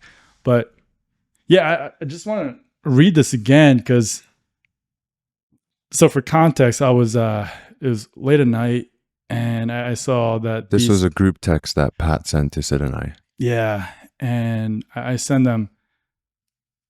This is my text to Sean and Sid. I'm not even 5 minutes in, and had to text you two. I'm not sure why, but seeing you two on camera in front of a mic on this got me pretty emotional. Now, no tears or anything, but that certain vibration feeling in my chest. You guys have worked so hard to get here. You've already built a mountain for yourself. You're not even close to the fucking top. I'm going back to the pot to listen, but need you to hear this shit from me. Keep going. Y'all talk about pursuing potential, which doesn't come with a guarantee. But nope, you're going to make it. And when you do, you're bringing everybody who rocks with ASP right up with you. So chalk it up as a guarantee. Anybody that says different, send them my way. So pursue potential, yeah, but really pursue, period. Keep building, my brothers. I love to be there for the highs, but make sure you call me for the lows. I'm there either way. Yeah, man. Like, wow. Even though that's my text to you guys, thanks, Sid. Even though that was my text to you guys, like I've been reading that sort of for myself. And I was at dinner the other day with a couple business owners, and if I make it, I want to make sure my brothers make it with me. And I want to be able to eat together, right? Everyone gets to eat, right? And I see what you guys are building, and it's so incredibly special to watch from an outside looking in. So Sean, to answer, right? And I don't have all the answers, but it is gonna suck. Right. You are in the middle of it, but I just want you to have that perspective of wow, like we get to build something pretty special. And what's really cool is that you're starting to have this special type of following where like people are starting to rock. Not starting, they've been, but you get what I mean. You're building this sort of this rep in the swimming world in this industry. And it's just super cool to watch. Sid and I might have gone on my high horse the other day, and I apologize to Sid, but this is post dinner. We're grabbing a little sweet treat, and I was telling him everything that's wrong with our sport. I love swimming so much, but there's a lack of money and sponsorships, and we've got. Have you ever watched that? Is it Leslie Jones, the track star? Mm-hmm.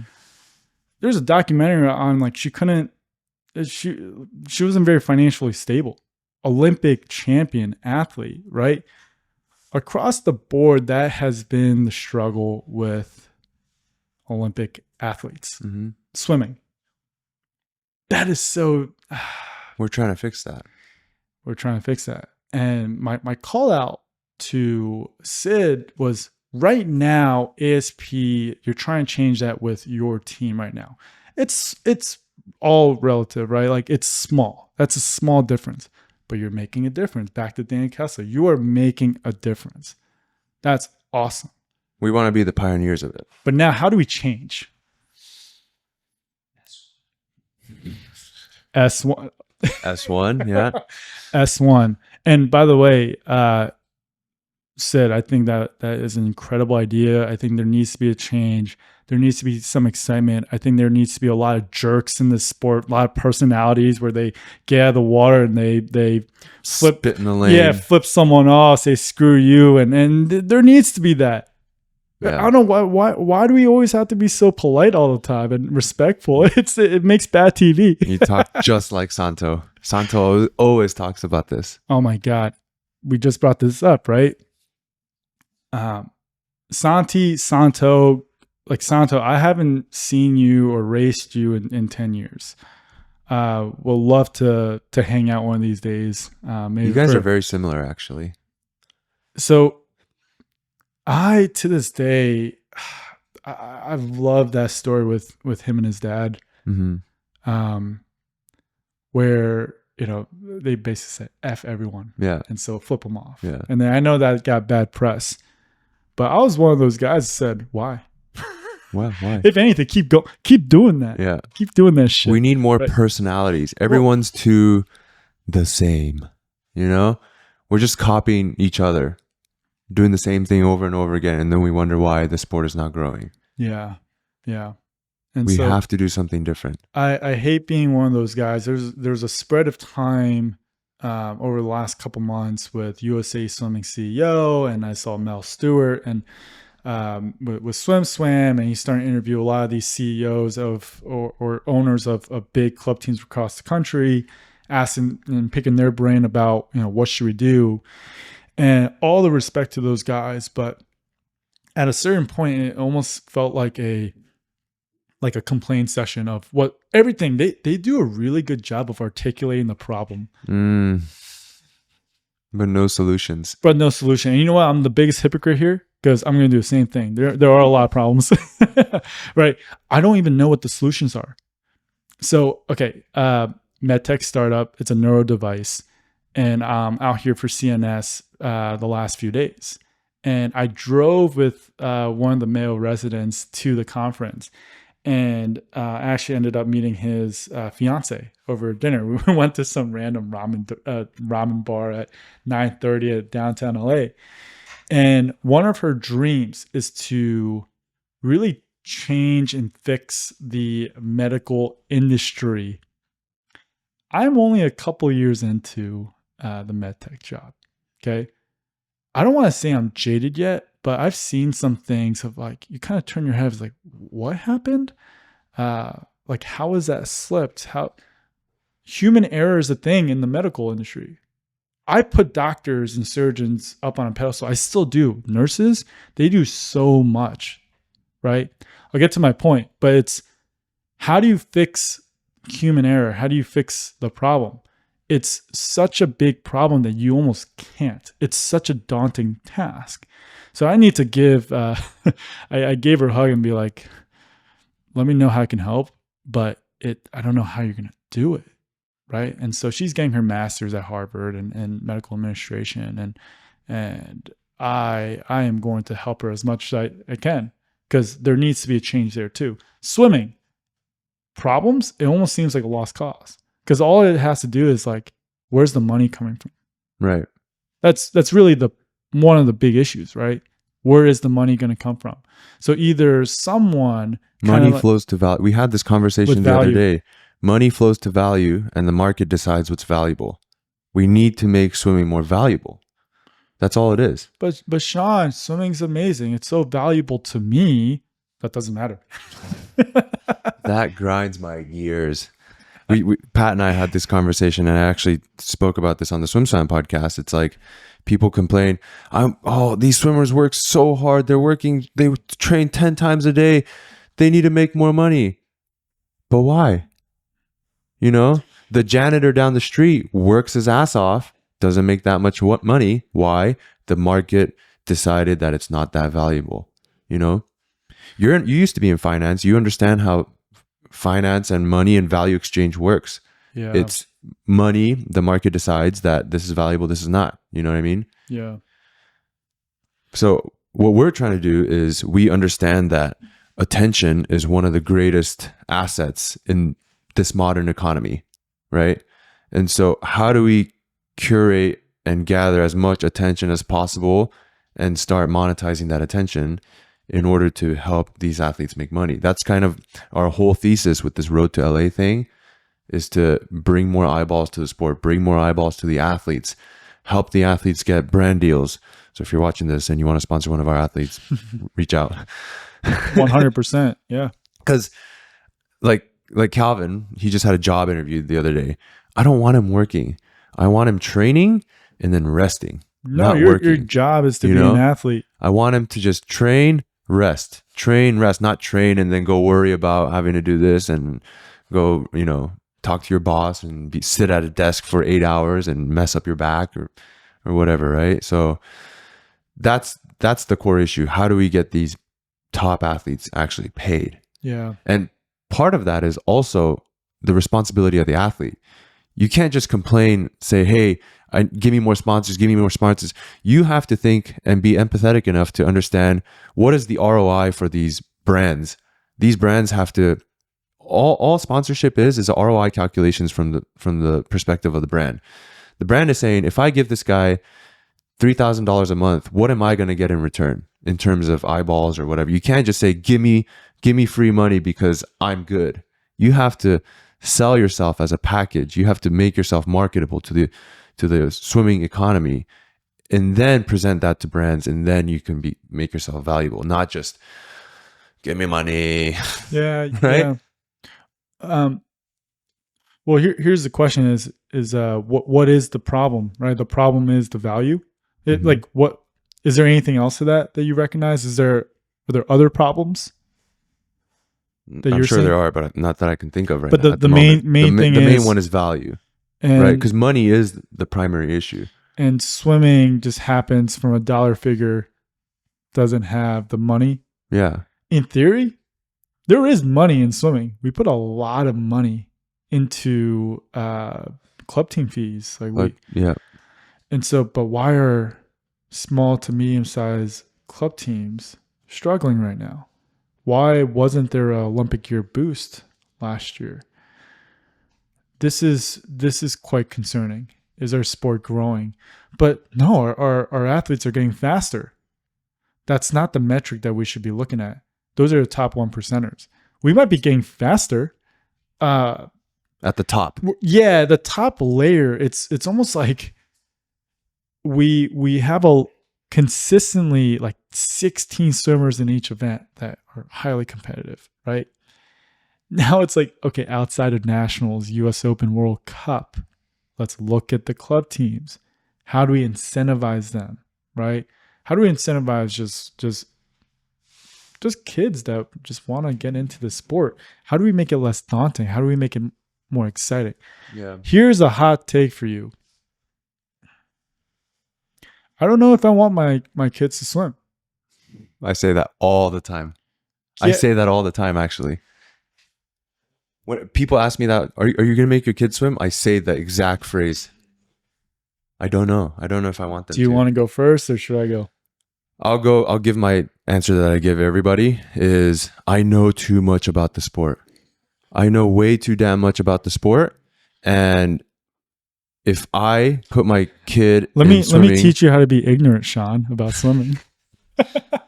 this is where I'm struggling to maybe not put my kids in. It's I know too much about the sport and I know different coaches. For me to know that my kid is swimming with a dumbass coach Mhm. would kill me. That would Oh, kill me. Knowing like what the hell. And at the same time, I'm also a coach that doesn't want parent interference. So I understand that perspective. So I'm not going to go to the coach and say, hey, you need to do this instead because I don't want to be that parent. yeah. But at the same time, if he's doing some dumb thing, it's going to kill me inside, you know? So I almost want to put him in a sport that I don't understand, or I already highly respect whoever the coach is, and I do that. Or I would just end up having to coach my kids, which I'm not sure I want to do because like priority number one, I just want to be dad. I just want to be appa to them. A lot of that was a really good kind of filter of things. And it wasn't just like, because I hate swimming and there's no value. It wasn't even that. You had layers No, to it, I love right? swimming. And I think it would be really cool if Rylan and Emmy swam. But in order for them to do that, I'm going to have to watch them swim under other people who might not be as great. Because I see the layer. You know, we always say there's levels to this. There's levels to coaching, Mm-hmm. you know? There's the entry level coach. There's the, you know, the coach that has been coaching for 30 years, but is actually not that great, you know? Mm-hmm. There's levels to this. And it would kill me if I put the coach in a situation, or I put my kids in a situation where they're swimming with a terrible coach. Yeah. Do we need to take a break, Sid? All right, we're going to cut for some tech stuff real fast. All right, we're back. I forget where we were. Hot take. Hot take. I Oh, don't swimming. What's your take? Well, help me answer my point of view. Why do you think I would want my kids to do basketball? Because you love basketball. I love basketball. Anything else? You want to live through them vicariously? Yeah, I want my kids to make it in the NBA. There's a lot of layers to it. Okay. Okay. So with basketball, typically AAU, indoors. Those basketball games, you're in and out maybe an hour 15, maybe, right? So it's a high engaging sport for an hour 15. Sure, timeouts, free throws, whatever. That's part of the game. But you're not spending 4 days at a prelims and finals meet. How long is prelims? How long is finals in swimming? Hours. Just I think, though, USA Swimming came up with this new block party concept. Have you heard about that? Oh, yeah. That's kind of like. You're in and out in like 2 hours. Yeah. And there's just more frequent meets with less swimmers at the meet. So I was going to wrap this in going into kind of like the business model of USA Swimming and revenue generating vehicles for club teams, right? Thomas and I, as swimwear, we talk about this all the time. We're trying to build an app because, again, one of my core business philosophies is that everyone gets to eat. We really believe in revenue share. So what does that mean? Any partner, thought partner, if we create a Swim Warrior S1 league and collaborate with you guys, that club team that hosts get a share of the pie, piece of the pie. So that needs to happen. The block party is actually a genius idea, right? Because I think I heard from a club team the other day of like how much they made. It's more so than a regular Really? um, More than a regular meet? but like all things considered for time versus Oh, dollars per hour. dollars per Yeah. hour. Yeah. And so it's more efficient meet. Think about coaching. Coaching for 4 days straight. Prelims is about an average 3 to 4 hours. Finals is about 2.5 to 3 hours. More than that sometimes. Yeah, Sid's like this. Like, yeah, 100%, Yeah. 100%. It's longer. And it's Friday, Saturday, Sunday, or sometimes it's Thursday to Sunday. Yeah, and if you're hosting, you're on cleanup duty. You're on cleanup duty. Now imagine being in and out 2.5 hours, right? That'd be great. You typically have the equipment to do so, anyways. Now, if you don't have the equipment and you don't have the funds to have the Colorado timing systems, there has to be an easier way to do block parties as well, with no scoreboard, right? That's something we're trying to figure out with our stopwatch feature. Can we just do it through the app? Talk to me about Swim Warrior. Swim Warrior, we've been around. Thomas actually created it as a kind of a thought idea back in 2017 out of necessity. After he graduated from the University of Chicago, he was a swimmer as well. He was part of the 2015 4 free relay that won it for Chicago. And so faster sprinter than me. He went like 19.2. Dang. No underwater kicks whatsoever. It just pops up by the flags, right? So Thomas Meek, he gets to Tucson and they're like, hey, we need a head coach. Imagine 22, 23 years old. He's a head coach of a swim team. So out of necessity, he's like, man, there's a big problem that we have. And it's keeping kids engaged, right? He's a big fan of Rocket League. And with Rocket League, there's a ranking structure. There's sort of like a level up. And he told me, and I like to this day, I don't believe him, but he's like, man, there was one time where I leveled up to like the platinum level. And it's like the same feeling I got when I won that 4 free relay at NCAAs. I'm like, whoa, there's something there.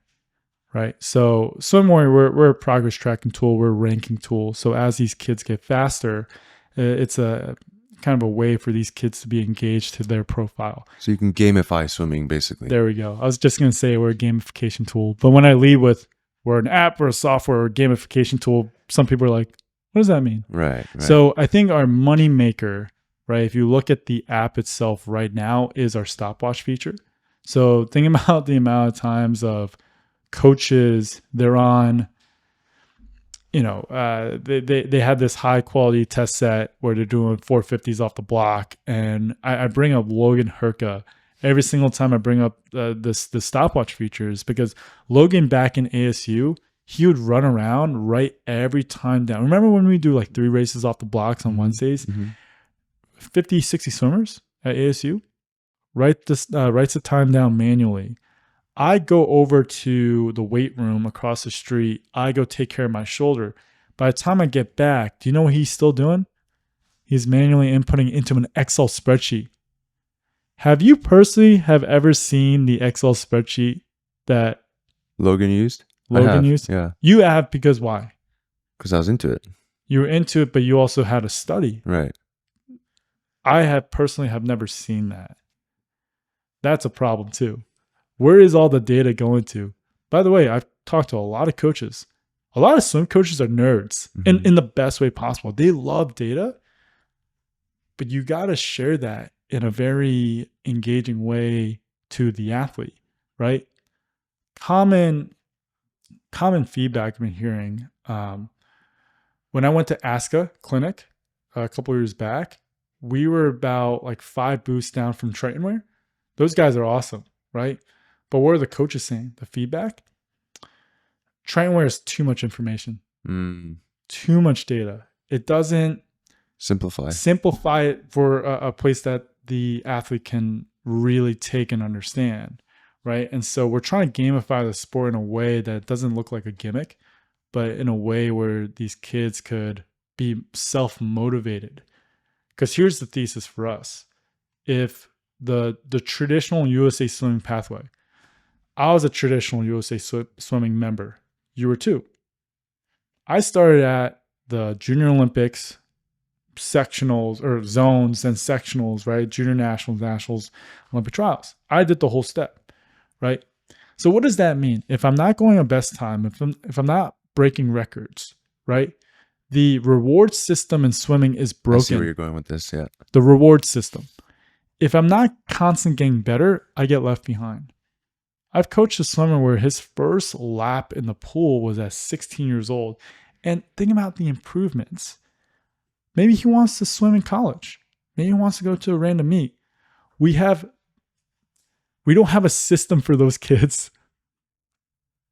Isn't that a problem? It's essentially what you're doing is you're saying that from say from sectionals to futures, the gap is too big. And so we need more mini feedback loops in between those so that the kids get rewarded for micro successes in between those. Is that what you're saying? Now, instead of doing this with 2 meets, now think of it from 8 years old to 18 to 24, right? Like it doesn't have to end. Mm-hmm. It's just a constant feedback loop, like you're saying, at whatever age, whatever level, whatever type of coach, whether age group or college coach, you can still use the app in a way. Now, there's a couple different styles, right? I'm using this app as a way to kind of track my score. Like a kid would be very excited to see that. Now, why would the college swimmers really like this? Because they actually get to see the data. They get to just see the numbers on a nice little phone. Patrick only went a 9.3. I went a 9.2. Yeah, like that. It could be competitive like that, Yeah. but it's more so just self-tracking. Yeah. So, what was your relationship with Bob like? I think you had compared to all the other teammates, you had a very interesting relationship with Bob. yeah. Why is that? Can I answer your question about my least favorite Sure. workout? As long as you tie it back. Because I think the reason why I need to tell this story is because it's going to shape back into why we had a good relationship. Bob's one of those guys, whenever I'm back in Austin, which is maybe twice since I've last seen him in 2018, I'll shoot him a text. Hey, I'm in town. Love to see you. If not, no worries. So like clearly he's been a big part of my success at ASU, but it wasn't just up to the moon. It was rocky, right? We had to figure each other out. Now, have you seen that recent, I think, podcast with Bob? Actually, he explained that coaching Michael and coaching Leon have been totally different. Yeah, I watched that podcast. Right. Yeah. And so when Bob first came in, he was under the Michael coaching, which it was East Coast personality. It was, if you combat me, I am going to go for your throat. Yeah. Or you better understand what the hell you're talking about if you're going to talk back to me, type of style. That was Bob. It's more so, we have a mission. I know what the mission entails. Do the workout, do the work, right? So here's the story. It was a Tuesday. This is winter training, actually. So it was Tuesday, and this was like my one of 2 workouts under Missy Hyman, right? This was the first one. It was a Tuesday long course practice, and it was just a simple, like, just do the workout on the paper, just get your yards in and go home. It was supposed to be a very easy day, okay? I'm doing the warm up. Let's just say it was a 400 freestyle, 200, IM, whatever. I think I stopped. I think we were supposed to use fins. I didn't use fins because, if I use fins right away, hurts the ankle a little bit. I was like, I don't need the fins, Bob. I'm just going to swim. He wasn't even coaching me. That's the funny thing. The guy wasn't even coaching me. He was supposed to be coaching down in like lane 6. I was in lane 3, right, with Misty. Completely different workout. He's like, why aren't you using fins? Start over. Okay. Now I'm doing the warm up again, start over. And then there was like 100 butterfly in there. I did drill. Classic. Right? Bob practically like gets me out. I was like, do it again. I redid that workout like maybe 5 or 6 times. because there was a certain point where it was like, screw you, man. So there was a point where I got out, I like ripped my cap and goggles. Oh, this is effing BS. This workout was supposed to just be this, and this. You're making this into a totally different thing. I'm effing out of here. I stormed to the locker room. I'm in the shower. And those ASU showers is kind of like a therapeutic massage because it's got the highest water pressure you'll ever feel. And I'm under it. I'm like, okay, all my teammates just saw that. I look like a jerk. I just cursed out our head coach. First of all, who am I in 2016, 2015 to curse out an Olympic head coach at the time? You had some balls to do that. Well, it didn't make sense at the time. So I was like, I disagree with this. I'm out of here. I find my broken cap and goggles at that point and put it back on and go back onto deck. And I tell him, I'm going to stay here. I'm going to do this workout as long as it takes. And I'm doing it perfectly right now. Last shot. And then I'm going to finish in the back pool. And I was like, okay. Did everything all over. By the time I was done, I had to do the last set. It was about 10 300s in the back pool. I had to do it yards because the pro team got in. And for NCAA purposes, college athlete couldn't swim with the pros in the same pool. So I was in the back pool. And we can ask Tebow about this. Tebow was my ride home. And he knew the whole story of what was going on. If you did the math, I did about 12,000 yards that day. Meters / yards. Yeah, that day. I was broken. Absolutely broken. And the 10 300s, I'm pretty sure it was, you had to like build up and you had to go pretty fast at the end. So after that, showered, went home. Bob was coaching the pro team at that point. Just kind of left. We didn't talk. The story doesn't really, it gets to the interesting part the very next day. So I just swam 12,000. I called Peter and I was like, hey, bro, I'm absolutely broken. And I know what's coming tomorrow. It's a morning practice. It's a Wednesday morning and we're in Hell Week. This is the quality test set day, right? It's been building up to this. That's why we're supposed to have this easy practice, but everyone had the easy practice because, everyone's smart enough to do the workout. I was the jerk that didn't. I swam 12,000 yards for some kind of learning reason. And the next practice is 10 100s, right? And so I told Pierre all this. Like, I know the main set and I know what I have to do to be successful at this practice. And I'm going to go in there. Everyone's going to think that, oh, you did 12,000 yards, your body's broken, you're not going to be able to compete. I know everyone was thinking that. Or maybe I had to create the story that everyone's thinking that. So I was like, hell no.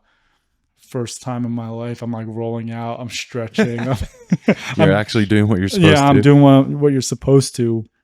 And I walk in there, I'm like, I'm not going to let anyone beat me today. It's 10 100s, descend 1 to 3, hold, right? 3 to 10, freestyle.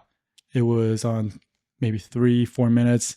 And Bob is such a sicko because, he does 3 to 4 minutes strategically because that's when the lactic acid builds. Right. Yeah. And so we dialed in. I think it was I think we went like 52, like 50. And then I think we dropped the hammer. I remember on average, we're about 47, 46s off a push. Yeah. Maybe a sprinkle 45 in there, but off a push. Now, that had to take a lot out of me. I think I lost maybe like 2 months out of my life. The mental energy and the physical energy to get that done. But really what happened after that set was, because Bob knew everything. Mm-hmm. And he knew how hard I had to work. He does the big bro, arm over the shoulder. And he's like, listen, I know. That's all you have to say. I know. It wasn't, I know, good work. I know, good job. It's just I see you. I know. And he does the same thing you're doing now. He just does the head nod. And I'm like, yep. And that was the start of your relationship.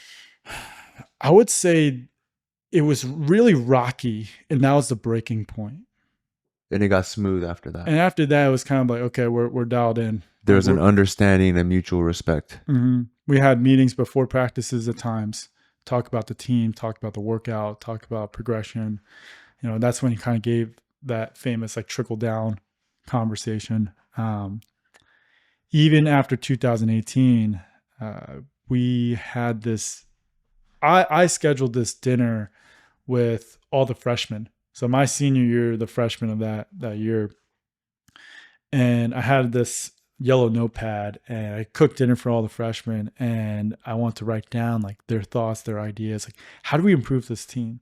Because I looked at this table, I was like, guys, you're the next generation. I need to know, and I have a meeting with Bob in a day or so. I want to write down like your feedback. I could talk to the sophomores and the juniors, but you're the future. So I want to talk to you guys. Wrote those things down. Had a really good conversation with Bob. One of my last meetings before graduating. How was that? It was good. If anything, it was the first time Bob as a coach and Bob as sort of a friend mentor is completely different. That day he was a friend mentor. Right? What's that Bob like? He's just a good guy, period. He cares a lot. The very first thing, and when I sat down, is he kind of shakes his head and like, it's like, Pat, I think I could have done more. Like, and it was almost to the point where I was like, Bob, what do you mean? Like, you've done everything for us. You remember that year in 2018, we tapered like 3 times in a row, right? And we were burnt. We were fried of racing. But we had to do it. We had to send guys to NCAAs. And I know certain guys have some bad memories for it, but at the time it was a necessity. But he looked at it like, man, we could have been so much better. Like, I'm sorry. Like, he's apologizing to me. I'm like, Bob, no, stop, man. Like, you've done so much for me in my life. That was the right play. And, you know, that's what we needed to do. And think about that feeling. He will never say that out loud when you're coaching athletes on deck. But behind closed doors, when you're doing that, you know, friend to mentor type of talks, he's going to put his heart on the table. He's got the biggest heart. Yeah. So that's kind of really what I saw in him. That's really cool. Yeah. I never really got to see that side of Bob. I only saw the coach Bob when I was there. Yeah. Can you leave us a question for the next guest? We don't know who it's going to be. Yeah.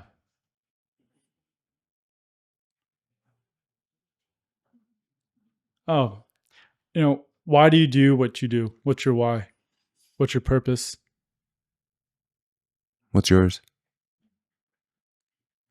Well, I kind of answered it in the first like 5 minutes there with Dan Kessler walking outside that Shark Tank. And, you know, I want you to be the difference maker, right? I want to be a person where I want to make a positive influence. I want to be that difference maker. Beautiful. Where can people find you? Can we plug Swim Warrior? Plug your payment processor? Yeah, you can plug in Swim Warrior, Aladdin Processing. Longevity is the med tech startup, and yeah, like Instagram. So Swim Warrior, swim gamification associated with any of these. So I'm just doing this, you know, to shout out his companies. Aladdin Processing is basically a payment processor, point of sale, right? POS. You do that, right? POS? Yeah, pretty much. We're kind of a middleman behind the scenes, but think like Stripe. If you know of any, you know, liquor stores, nail salons, if you know business owners, they're probably getting ripped off in payment processing. Talk to Pat; he's your guy. He'll hook you up. Again, ASP has no affiliation whatsoever. In fact, we just found out we can't even use his payment processor because ours is integrated with Stripe. Anyways, and then you also have MedTech. Yeah, it's called Longevity. Yeah. Perfect. All right, Pat. Thanks for being on the show. All right, brother. Have a safe drive back to Phoenix. Thanks, guys. Bye.